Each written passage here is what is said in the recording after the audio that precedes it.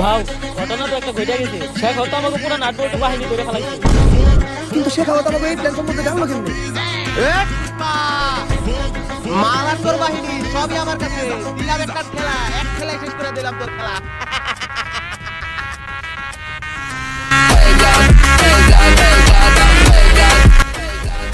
ভাও আপনার এটা মুখটা পড়ছি, এই সময় আপনি মুখে হাসি গেছে কেমনে?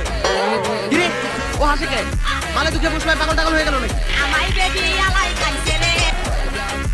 কি স্যার, পুষ্পা তো পাগল না, ওই তো আমাদের পাগল বানাইছে। রাজুদার তো খুঁজে পাওয়া যাইতেছে না।